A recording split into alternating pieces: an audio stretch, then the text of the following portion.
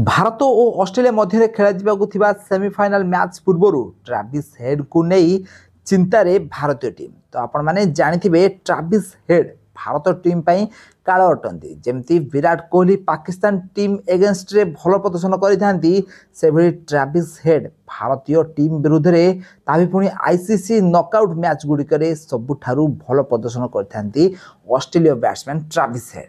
ताले ट्राविस हेडकर यही रेकर्ड कारण एबे भारत चिंतार रही। ICC test championship final match रे ट्राविस हेडकर शतक या सहित विश्वकप 2023 मसीहा विश्वकप रे ट्राविस हेडकर जबरदस्त बैटिंग कारण भारत यही बड़ आईसीसी इवेंट हारी जाइथिला।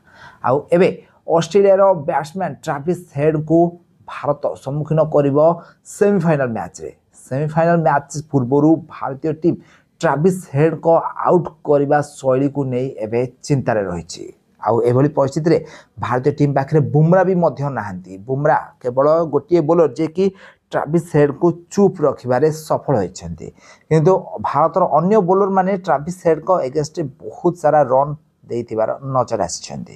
ताले सेमीफाइनल मैच रे भारतीय टीम ट्राविस हेड को विरुद्ध रे निहाती भाव में किसी रणनीति करिया को चेष्टा करिवो। प्रथम 10 रु 15 बॉल भारतीय टीम पे बहुत मात्रा रे इंपोर्टेंट अटे। जदि यही टाइम भितर ट्राविस हेड आउट हो जाती ताहले ऑस्ट्रेलिया हारिबा एक प्रकार सुनिश्चित हो जिवो। खाली ट्राविस हेड नुहे ऑस्ट्रेलिया अन्य बैट्समैन भी मैंने भी मध्य फॉर्म रे थिबार नजर आछन्ती। ट्राविस हेड को छड़ा स्टीवन स्मिथ भी मध्य भारतीय टीम विरुद्ध रे भल प्रदर्शन करिथांती।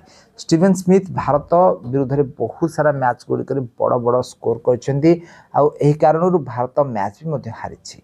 तो आज सेमीफाइनल मैच रे ट्राविस हेड जदि बड़ स्कोर करती ताले भारत मैच हारिबार संभावना रही। तेणुक ट्राविस हेड को विरुद्ध रे भारतीय नुआ रणनीति देखा मिलिबो, जो भारतीय कैप्टेन कहते कि से ट्राविस हेड को शीघ्र आउट करने चेष्टा करेंगे। तो फ्रेंड्स आपण मानकु कौन लगुच भारत और ऑस्ट्रेलिया मध्य हेबाकुथिबा सेमीफाइनल मैच टी किए जितिबो भारत ना ऑस्ट्रेलिया आम कमेंट माध्यम निश्चित भाव कमेंट करंतु।